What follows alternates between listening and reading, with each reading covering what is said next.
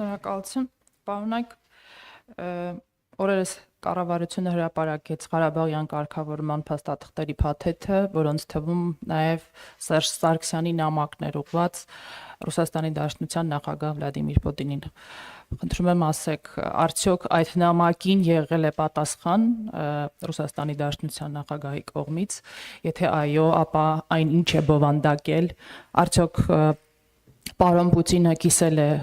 Հանրապետության նախագահի մտահոգությունները, որոնք շարադրված են եղել նամակում։ Երկրորդ հարց ձեր թույլտվությամբ երեք Հայաստան խմբակցության падգամավոր Աննա Գրիգորյանը իր ելույթում այսպիսի ձևակերպում գործածեց հանրապետական դասովշիկներ։ Ուզում եմ հարցնել, վիրավորված չեք, պարոն Մամեդյանյան, պարոն Աբրահամյան, նման ձևակերպումից ստացվում է, որ ձեր կառավարման օրոք այդպիսի ինստիտուտ է գործել դասովշիկների, որոնք փաստորեն աջակցել են, որպեսզի դուք ընտրություններում հաղթեք։ Եվ երրորդ հարցը Հանրապետության նախագահը պարոն Սերժ Սարգսյանը շաբաթներ առաջ հայտարարեց, որ երբ եկեղեցու կողմից լինի առաջարկ աջակցելու, սատարելու, ապա կարձագանքեք այդ առաջարկին, հիմա ինչու եք անհաղորդ եկեղեցու շուրջ տեղի ունեցող զարգացումներին, ինչու հաջակցություն եկեղեցու եւ ամենայն հայոց կաթողիկոսի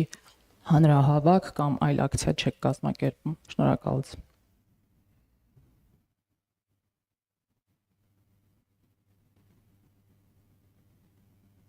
Քանի որ բազմաշերտ էր ձեր հարցը, հուսով եմ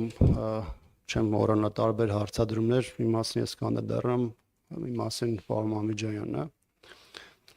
Ես առիթ ունեցել եմ ասելու, որ շատ ուրախ եմ, որ այդ փաստաթղթերը ամբողջությամբ հանրայնացվել է, որովհետև երկար տարիներ նույն Նիկոլ Փաշինյանը եւ նրա շատ թիմակիցներ եւ միջև 18-ը եւ 18 թվականից հետո բավականին շատ խեղաթյուրել են այն ողջ գործընթացի էությունը, որ այդ տարիների ընթացքում եղել եւ ընթացել է, եւ այդ փաստաթղթերի հանրայնացումը հնարավորություն է տվել հասարակությանը, դրանով հետաքրքրված մեր քաղաքացիներին, փորձագիտական շրջանակներին, առհասարակ մարդկանց ծանոթանալու բանակցային գործընթացի դինամիկային վերջին 3 տասնամյակի ընթացքում եւ եզրակացություններ անելու, թե իրականում ինչ ենք ունեցել, ինչ կետի ենք եկել հասել եւ այդ բանակցային գործընթացի այդ պահին եղած իրողությունների պայմաններում ինչ է արել Նիկոլ Փաշինյանը։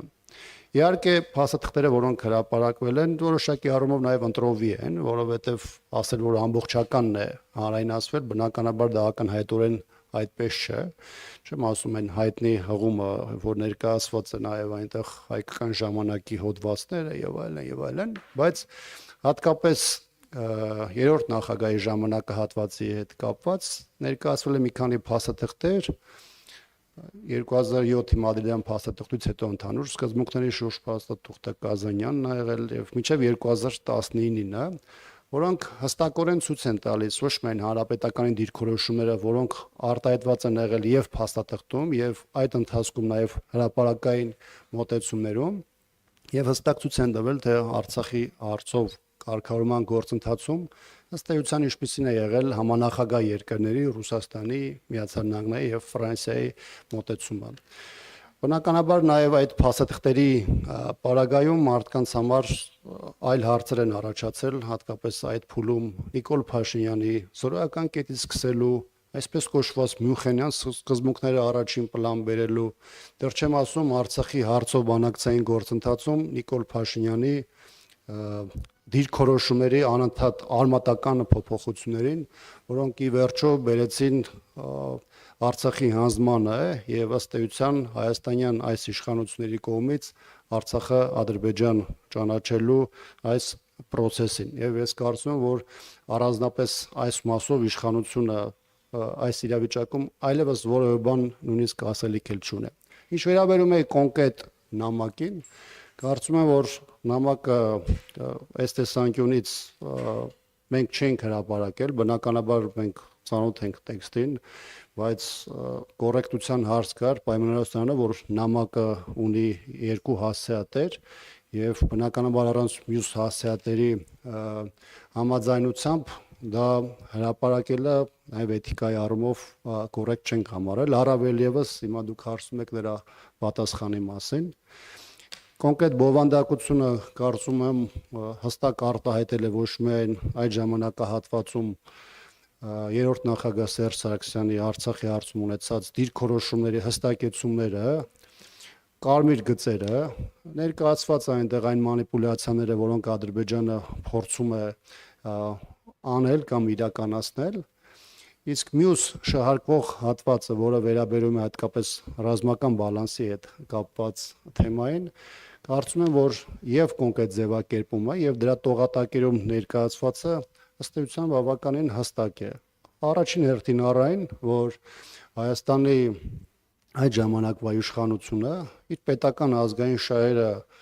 իրացնելու ճանապարհին օգտագործել է բոլոր հնարավորությունները, լրացուցիչ պայմանավորվածություններ Ռուսաստանի հետ այդ փուլում ձեռք բերելու եւ շատ ավելի պաշտպանված հայ ժողովրդի շահերը ներկայացնելու առումով, որը արտահայտված է եւ դրանից հետ դրան հաջորդ ժամանակահատվածում ռազմական նոր ձեռքբերումներին $300 միլիոն շրջանակներում երկու փուլով եւ վերաբերում է օժանդակությանը, որը Հայաստանի Հանրապետության ներկայացվել է նաեւ 16 թվականից հետո,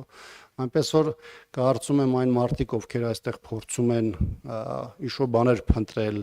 փորձում են քարոզչական նյութ ձեռնարկել, կարծում եմ դա նրանց ըստ էության չի հաջողի, որովհետեւ իրողությունները եւ այն փաստերը, որոնք հանրայնացված են, հստակություն են ներկայացրել մեծ թվով հարցերի շուրջ։ Հավելեմ պարոն Աբրահամյանին, նախ շարունակեմ նամակի թեման, ինչպես պարոն Աբրահամյանը նշեց, այդ նամակի պատասխանը հույժ գաղտնի է, մենք հույժ գաղտնի փաստաթղթեր նամակի ամբողջ գործընթացն է հույժ գաղտնի, բայց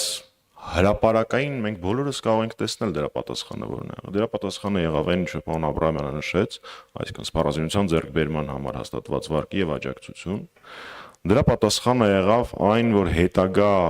փաստաթղթերում միջանկյալ կարգավիճակը իր բոլոր երաշխիքներով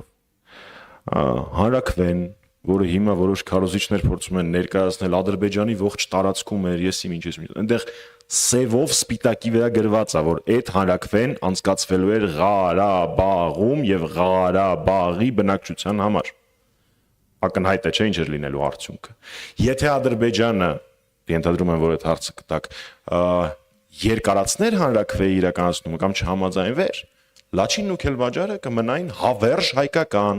ինչպես ասել է Ադրբեջանի նախագահ, երբ որ առաջին անգամ Փաշինյանի դավաճանության եւ հանձնման արդյունքում ոտք դրեց այդ տարածքներ, ասեց, որ եթե բանակցային գործընթացը գնար այնպես ինչպես գնում էր, այս տարածքները հավերժ մնալու էին հայկական։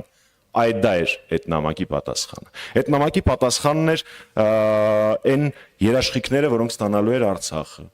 Այդ նամակի պատասխանը նաև 3 Ռուսաստանի Դաշնության կողմից տրվեց, երբ նշվեց, որ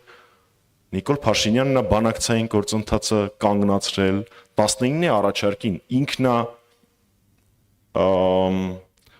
մերժում բառը չօգտագործեմ, բայց համենայն դեպս արել է գործողություններ Արցախ, Հայաստանը եւ վերջ եւ այլն, որոնց արդյունքում բանակցությունները 19-ի առաջարկի հետ կապված չեն շարունակվել, իսկ 19-ի առաջարկը, որ ինքը խափում էր, թե իբր չկա, աշխատելու համար բավական լավ փաստաթուղթ էր աշխատելու համար եւ այնտեղ կարելի էր ավելի լավացնել Հայաստանի դիրքը։ Ինչու՞ չէ, նաեւ Վիեննա, Սանկտ Պետերբուրգը եւ մնացած բոլոր զարգացումները, որոնք տեղի են ունեցել, այդ թվում նաև այդ նամակի արդյունքներն են։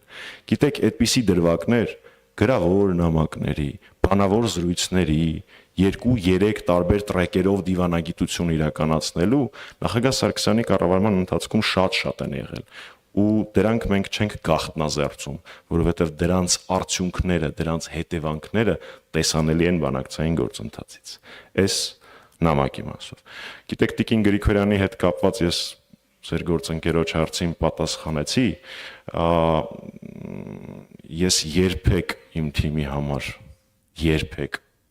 ամոթ չեմ զգացել, չեմ զգում եւ չեմ զգալու, բայց թույլ տվեք ես Civic AM-ով չպատասխանեմ ընդդիմադիր գործընկերոջս,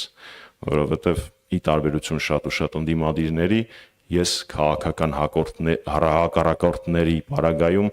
մտածելու բաներ չունեմ, ես գիտեմ իմ քաղաքական հակառակորդը ով է։ կան ոնց որ թե Հայաստանի նաև ընդդիմադիր դաշտում մարդիկ, ովքեր երբեմն խառնում են, թե ով է իրենց իրական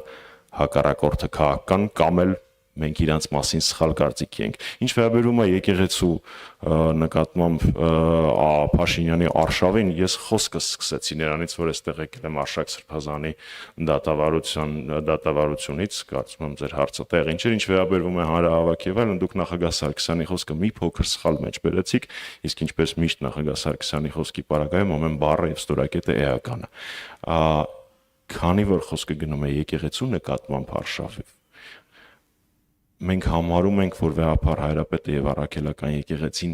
պիտի նույնիսկ հորդոր բառը չեմ ուզում օգտագործեմ, ակնարկի, թե ինչ գործիքակազմով ենք մենք պայքարելու այս հայտարարության դեմ, որովհետեւ ամեն դեպքում մենք խոնարհությամբ պարտավոր ենք ընդունել հայ առաքելական եկեղեցու ցանկացած ձև եւ ցանկացած բովանդակություն պայքարի իրականացման եւ այդ ձևերից յուրաքանչյուրի պարագայում ձեր նշած փողոցային պայքարից մինչեւ ցանկացած այլ դրսևորում հանրապետական կուսակցությունը ինչպես եւ խոստացել է ինչպես ազգային պահպանողական քաղաքական ուժ կանգնած է լինելու մեր եկեղեցու կողքին կարծես թե բոլոր հարցերին պատասխանեցի Վերջին կարճ հարցը խնդրեմ